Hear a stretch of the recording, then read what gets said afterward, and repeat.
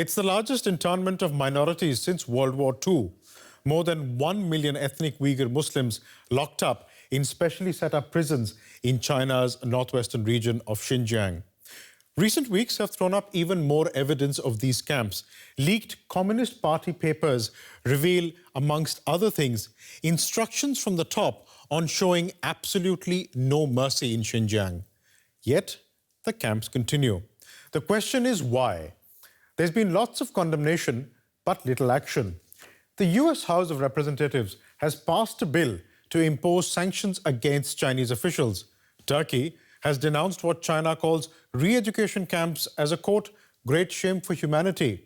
But is that enough? In a moment, I'll be asking a German MP if Germany should be doing more. But first, this report looks back at the anatomy of a cultural genocide.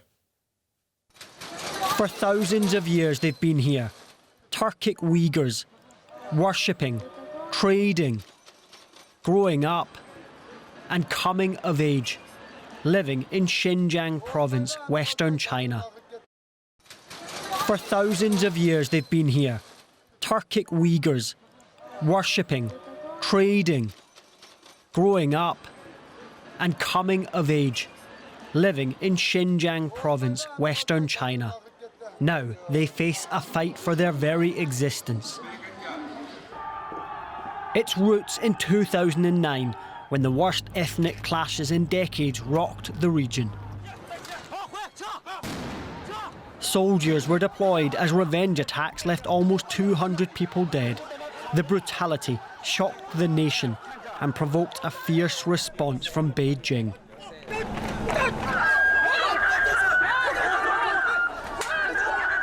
President Xi ordered a security crackdown, reportedly saying, use the organs of dictatorship, show no mercy. Before long, vast prison complexes began springing up, their inhabitants guilty of being Uyghur Muslims. A former guard describes the subjugation.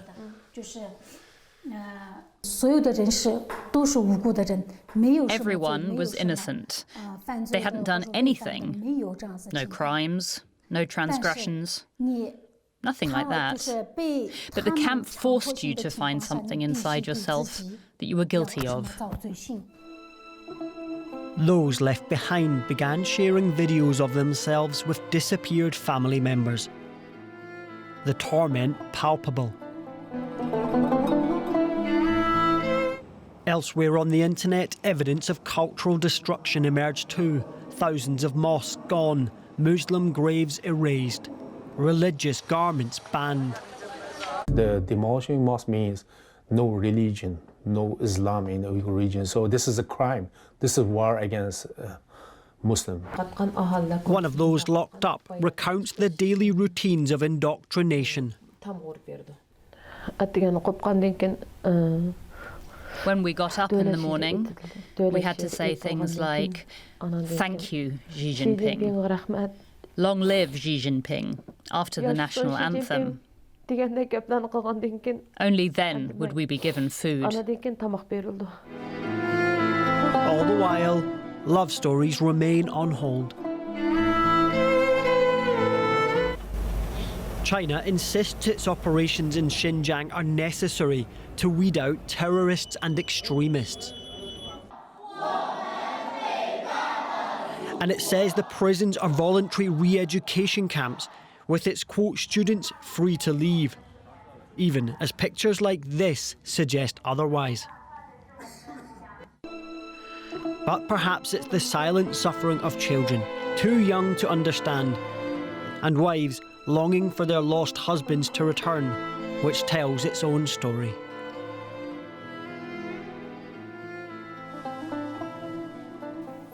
Joining me now is Gyde Jensen. She's an MP and the chairperson of the German Parliament, that's the Bundestag's Human Rights and Humanitarian Aid Committee. Ms. Jensen, welcome to DW News Asia. Now, the US House of Representatives has passed a bill to impose sanctions on Chinese officials and condemn the treatment of Uyghurs in Xinjiang. Do you think it is time that Germany did something similar? it is time for Chancellor Merkel to put it on the agenda of the upcoming European Council to talk about a common European perspective on imposing sanctions. And I wouldn't oppose these talks about sanctions, definitely not. And you have made that point clear earlier, but then is a joint European solution the only way? What is preventing Germany from acting on its own? Well, I would love to have Germany act on its own and also take steps for a European common answer to these human rights violations in China. So far, Germany has not stood up. I hope that Chancellor Merkel will do so the upcoming week. But so far, I'm very certain that we need a common European answer because China, we're talking about over 1 billion people, and a European answer would be a balanced way to have an answer to China, definitely. Let's just try and focus on what Germany could potentially do. You said Germany has not stood up. Why has Germany not stood up? Well, at first, I think we need to think about the chronology of these camps also. We are, just thanks to great journalists, we know about these camps for certain now. And China has lied so far about the existence. Now they cannot do that anymore. And since then, I suppose that Germany wanted to wait until there's certainty. Now we have certainty, and now we need to also talk to the companies in the province of Xinjiang to rethink maybe their values, if there is any linkage between the profit and of the economic profit and the Uighurs that are being detained there in the camps. And this point in time where Germany can only wait and say, well, we're waiting for the certainty, that is over. And I hope that Ms. Merkel will step up. We have an upcoming session week in Parliament next week. And maybe the Parliament will also be able to focus on that because we have the International Human Rights Day coming up. Right. So I hope that the Parliament will step up there.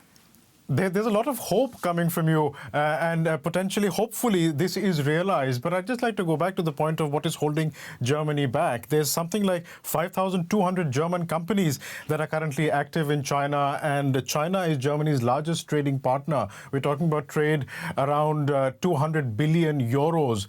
Do you think that this is an obstacle that the German government will be able to overcome? I hope. And there is only hope you can hear from me from the opposition side that Germany will overcome that. I urge the companies also to rethink and overlook their values, because at the long term, I think that the rule of law, democracy and human rights should be put higher than the only economic profit, because we see that China is a dictatorship and you never know how economic growth can develop in a dictatorship. And that's why I hope that also German companies, European companies, will not tolerate these gross human rights violations in China.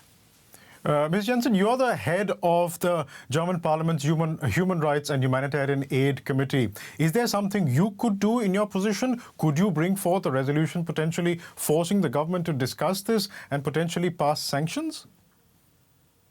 Well, we can definitely bring forward a motion. We are currently working on that in our FDP party. And hopefully we will discuss that the upcoming session week to urge the government to introduce maybe sanctions, but also to bring it to the agenda to discuss what the international community could do and the European community could do. So far, that hasn't happened. And I would propose that this should be the step forward. So first, discussing it, having it on the agenda, and if China doesn't react to anything and does not take responsibility, we definitely need to talk about sanctions. And that's where we leave it for the time being. Gyde, Jensen, thank you very much for speaking to us. Thank you.